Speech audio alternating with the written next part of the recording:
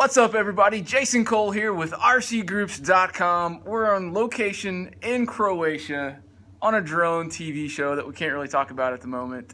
However, it is a cool experience, and we're getting to meet a lot of great guys, a lot of cool builders and designers, and one of them is sitting right here next to me. This is Bob. Bob, say hello to everybody. Hello, everybody. So Bob is a designer, Yeah. a builder, a flyer. Yep. You kind of do it all. Yeah, I work on all aspects of the mini quad racing area. Yeah, and so you've got this frame that I've been hearing about and haven't seen one until I got here, Yeah. the Hyperlite. Yeah. So the story of this frame is that I've always looked at all the frames that are available for sale, and I've never found one that was to my liking, never one that had all of the features that I wanted. So I started designing frames, and over the past year, I've designed dozens of frames, and finally, after a year of designing, I landed on this frame kind of on a whim with the help of Brian Morris and a couple other people that gave me some insight as to what features they would want. And so I designed this frame, which has everything that I could possibly think of. And I spend days on end staring at it just to see if I can come up with anything else to improve the frame. And so far, I haven't been able to find anything. So what are those features that make this thing so great? So the most obvious feature is flight performance. And in terms of flight performance, what I mean by that is it's a stretched X. If you can see, it's longer front to back than it is side to side. It's as wide as a 5-inch, but as long as a 6-inch frame. And what this does is it gives you better pitch control. And also it moves the rear props out of the flow of the front props. What that means is that the rear props are going to be more effective. So when you're going around turns or just flying straight forward, you're going to be able to go faster with less pitch, and you're going to be able to rip around turns with the rear props actually doing something rather than just being stuck in the front props like vacuum.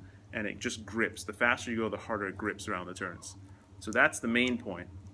After that, it's got a whole bunch of little features that make it just way more convenient.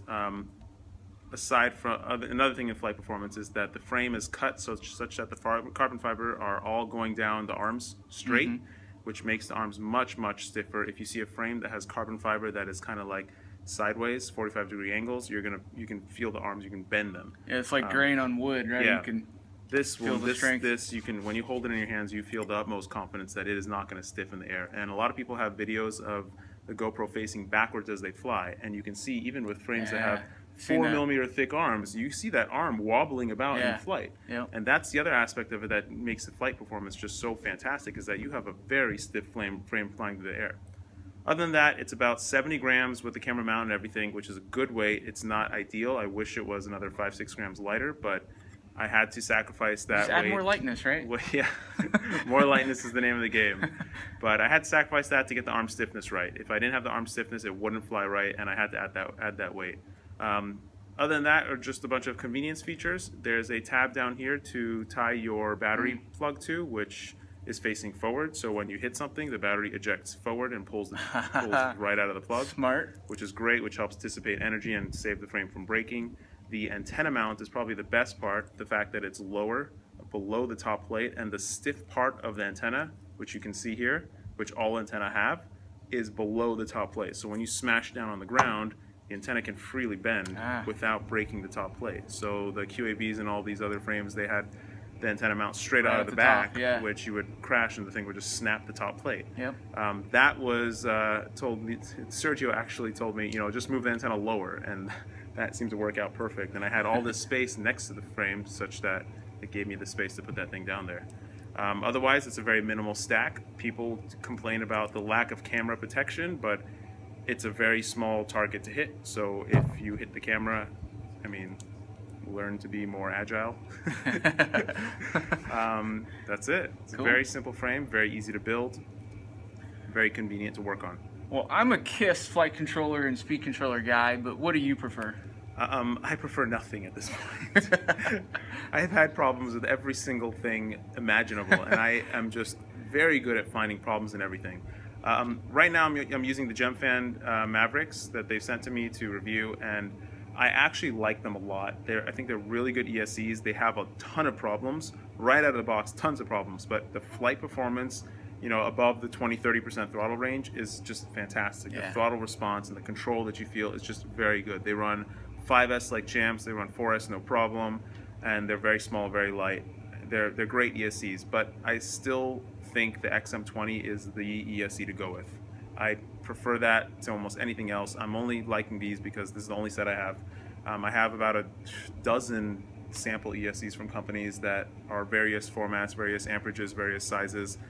Most of them are BL Heli S, which I hate. I hate BL Heli S. I have had every single BL Heli S ESC fail on me. Really? So I don't use BL Heli S. Okay. I'm still on BL Heli 14.4 multi-shot, nothing else. Yeah. The old BL Heli, it just works. Just works. Just works. I don't want it to do anything else. All this new firmware that comes out Yeah. like weekly almost, you're just taking a risk, right? Yeah, and the other thing is that we found that with the XM20s, it's such a robust ESC. They really did a good job making Yeah. it. It will run 5S and even 6S if you're careful about it. But 5S is pretty much no problem on the XM20. Yeah. And so if I do end up moving to 5S, I'm just going to stick with the XM20 and leave it at that. Cool. So for the guys out there that are watching this, you may be interested in this frame and all the components. Bob, what do you think the all-up cost is on something like this, and then where can they get it? So the frame is, I think $40, $45 with the That's nothing. with the camera mount. Yeah, it's a really. I mean, I don't make a dime off of the frame at all. Sergio sells it from PyroFlip RC, and he sells all the components along with it. We have Hyperlite motors to go along with it. We have two models. One which is the 2205 version, and one is the 2206 version. They are ZMX motors. They are the best motors right now. Okay. I do know that ZMX has a new model that's coming out, the Fusion motor. There have been some problems with that, but it's not out yet, so expect those to be solved before they come out. But they're an extra 3 grams heavier. So we've chosen to go with the ZMX V3, which is the 2206, 2300, and we have a new team edition, which is 2450 kV. Those are fantastic with the Hyperlite ESCs, which are just XM20s that we've just rebranded so that you know that they're going to work. Yeah. And then my flight controller, which is a Revo board. It's a CC3D Revo board. It's an F4 board. Oh, wow, yeah. It's very cheap also. Yep. It's $26 or $27, and it has no nonsense on the board. A video transmitter, a camera, which I recommend the HS1189 if you have a headset that does 16:9 wide. Otherwise, stick to the bare bones minimum HS1177 Yep. and just go with stuff that we know works. And it will cost probably, I don't know, $300, I think, Yeah. for the whole model. That's killer. You don't need a lot of Yeah, money you to don't need have a anything. high-end This is- performance yeah, racer. This is truly a high-end performing craft. Yeah. It's not low-end in any way at all. It performs right up there with the best of the best with the $700 builds. And you were telling me that some of the best racers in the world Yeah. got a hold of these frames and were like, this is what I want. Yeah, so Sean Taylor and a few other guys actually saw Sergio racing this at the MultiGP race, the trial, not the actual Nationals, championship. yeah. And they immediately said, I want this frame. So Sean Yeah. Taylor, we sent him 2 frames, and he loves them, and I think he bought another one too. And it's his top frame right now, along with the OB1, which is the inspiration for this, which is what Brian Morris designed. Yeah, they're fantastic, That's along killer. with a bunch of other top pilots. I'm flattered that Sean Taylor is running this frame. I really, Yeah. truly am. That's awesome. Well, I think all that's left to do now is slap a battery and a camera on this Joker, and let's take it out Yep. and see what it does in the air. Let's see what the 5S See battery what you does. got, man. Okay. All right, here we go.